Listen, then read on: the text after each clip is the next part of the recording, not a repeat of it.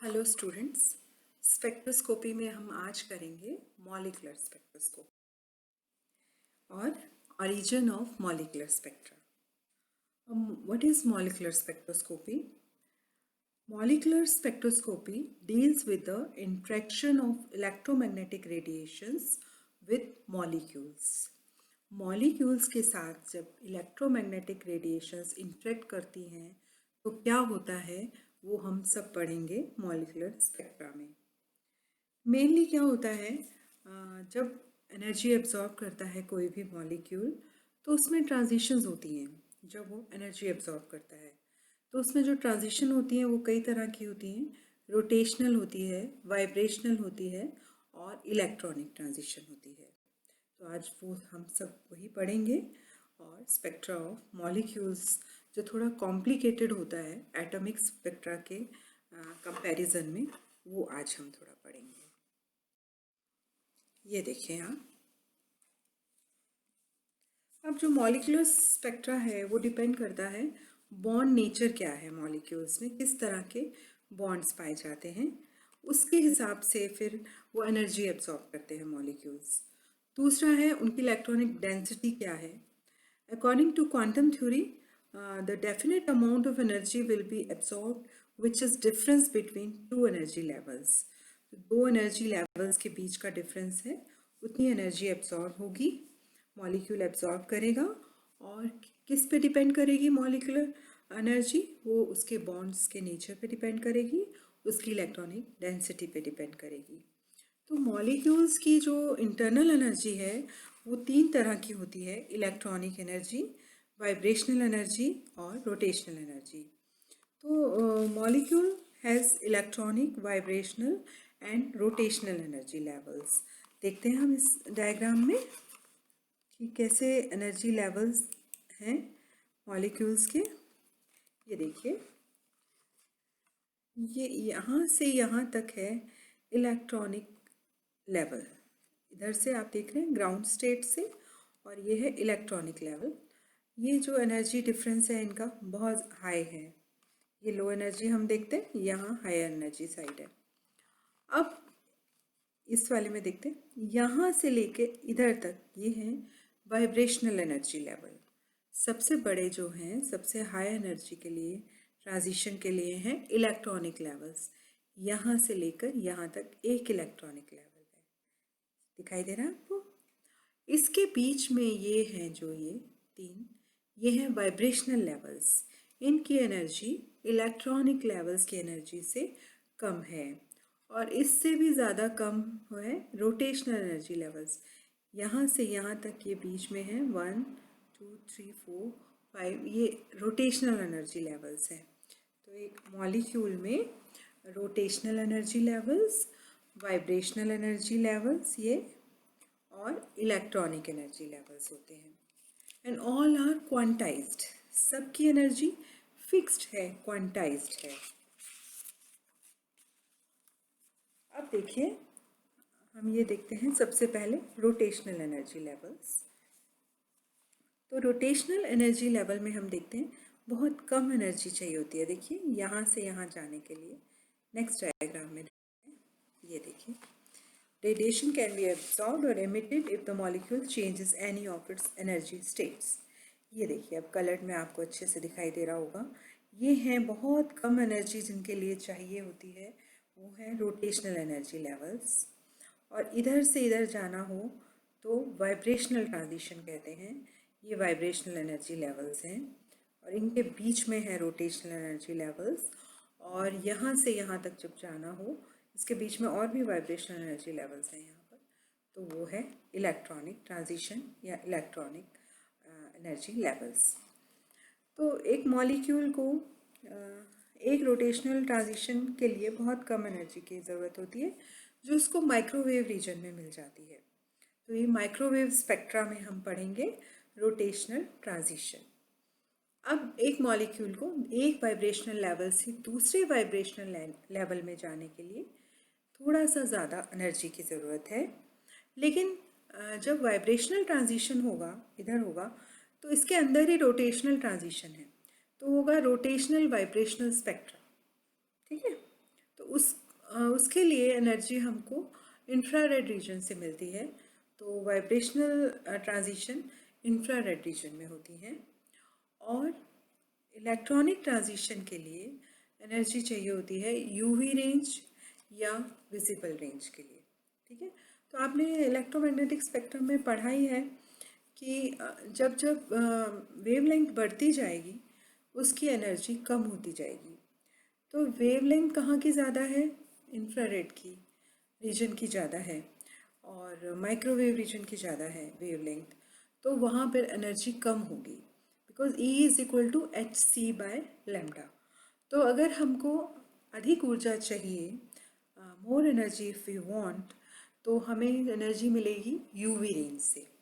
तो यहाँ पर हमको देखो एक एनर्जी लेवल से, इलेक्ट्रॉनिक एनर्जी लेवल से दूसरे इलेक्ट्रॉनिक एनर्जी लेवल तक जाने के लिए हमको वी नीड मोर एनर्जी। तो हमको कहाँ से एनर्जी मिलेगी? यूवी रीजन या विजिबल रीजन से। और यहाँ देखिए हमको कम एनर्जी चाहिए इधर ट्रांजिशंस में। तो इसकी जो जितनी एनर्जी चाहिए वो हमें इंफ्रारेड रीजन से पर्याप्त मात्रा में मिल जाएगी। और रोटेशनल में तो और भी कम एनर्जी चाहिए, तो वो हमको microwave region of the spectrum we can get the energy from microwave region. ठीक है, आपको क्लियर हुआ? Rotational transition, these are vibrational transition and these are electronic transition. तो एक मॉलिक्यूल में 3 तरह की ट्रांजिशन आपको दिखाई दे रही हैं और इन लेवल्स को बोलते हैं, ये हैं rotational energy levels, vibrational energy level, these are vibrational energy levels and these are electronic energy levels. आपको क्लियर हुआ ये बात? तो इसी तरह इनसे एसोसिएटेड एनर्जी भी हो गई, rotational energy, vibrational energy, electronic energy and as a whole is transitional energy. वो हम करते हैं आगे।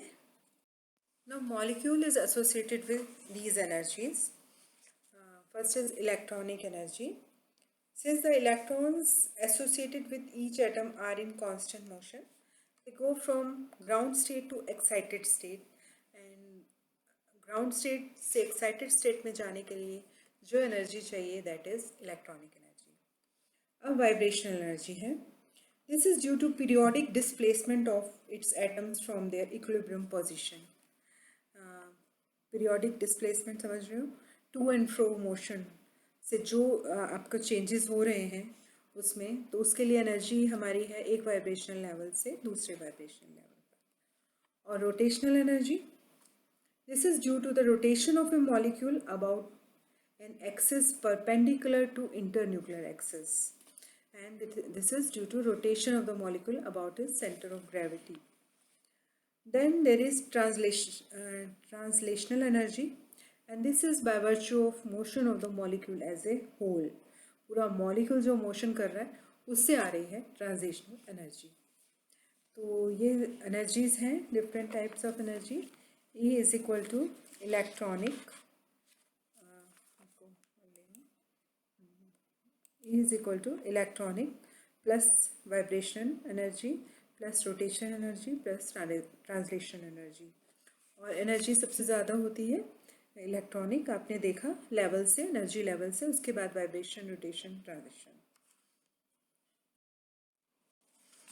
अब कौन कौन से रीजन ऑफ स्पेक्ट्रम कैसे मैंने आपको बताया, ये देखिए माइक्रोवेव रीजन, यहाँ एनर्जी है इस साइड, ये है यहाँ वेवलेंथ है। तो आपको पता है माइक्रोवेव रीजन की वेवलेंथ इन सब में सबसे ज़्यादा है, तो इसकी एनर्जी कम है।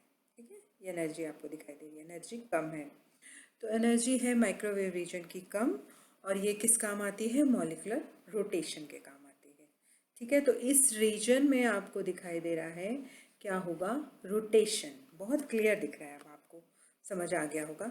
उसके बाद एनर्जी है इंफ्रारेड की माइक्रोवेव से ज़्यादा। बहुत क्लियर आपको इन डायग्राम्स में और समझ आ रहा होगा। जब हम बुक्स पढ़ते हैं तो बहुत ज़्यादा कॉम्प्लिकेशंस हो जाती हैं, यहाँ आपको दिखाई दे रहा है। दूसरा है इंफ्रारेड रीजन। इंफ्रारेड की एनर्जी वेवलेंथ कम होगी, ठीक है, माइक्रोवेव से, और एनर्जी ज़्यादा है। एनर्जी ज़्यादा है तो ये किस काम आ रहा है? मॉलिक्यूलर वाइब्रेशन के काम आ रहा है। ठीक है, उसके बाद वेवलेंथ और कम हो गई विजिबल रीजन की। विजिबल रीजन की वेवलेंथ कम हुई तो एनर्जी ज़्यादा हो गई। एनर्जी ज़्यादा हो गई तो इसका क्या काम है, एक इलेक्ट्रॉनिक लेवल से दूसरे इलेक्ट्रॉनिक लेवल में ट्रांजिशन का काम है। देखो, एक इलेक्ट्रॉनिक लेवल से इलेक्ट्रॉन दूसरे एक्साइटेड एनर्जी स्टेट में जा रहा है, तो वो हो रहा है विजिबल और अल्ट्रावायलेट रीजन में। ठीक है, तो अब तक हमने क्या किया, हमने किया मॉलिक्यूल्स के तीन एनर्जी लेवल्स, रोटेशनल, वाइब्रेशनल और इलेक्ट्रॉनिक एनर्जी लेवल्स। ठीक, नंबर 1 रोटेशनल, जिनकी एनर्जी, जिनमें ट्रांजिशन के लिए एनर्जी कम चाहिए। ठीक है, और वो मिल जाएगी हमको माइक्रोवेव रीजन से। उसके बाद है हमारे वाइब्रेशनल एनर्जी लेवल, जिनके लिए थोड़ा सा अधिक एनर्जी चाहिए, तो वो हमें मिल जाएगी इंफ्रारेड रीजन में, और उससे मॉलिक्यूलर, वो किस काम आएगी, मॉलिक्यूलर वाइब्रेशन के काम आएगी। तीसरा है हमारे इलेक्ट्रॉनिक एनर्जी लेवल्स, जिनके लिए बहुत अधिक एनर्जी चाहिए, तो वो हमें मिलेगी विजिबल एंड अल्ट्रावायलेट रीजन से, और उससे इलेक्ट्रॉनिक ट्रांजिशन होगा ground state to excited state. ठीक है, और हमारे पास डिफरेंट टाइप्स ऑफ एनर्जीज जो थी, electronic, vibrational, rotational and translational. ठीक है, तो अभी यहाँ पर फिर आपको दिखाई दे रहा है स्पेक्ट्रम।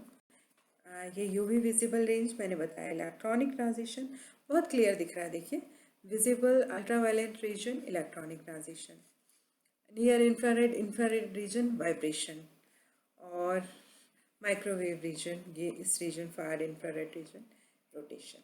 ठीक है, तो आपको समझ आ गया rotation, vibration and electronic transition. अब इनको हम अलग अलग स्पेक्ट्रोस्कोपी में करेंगे।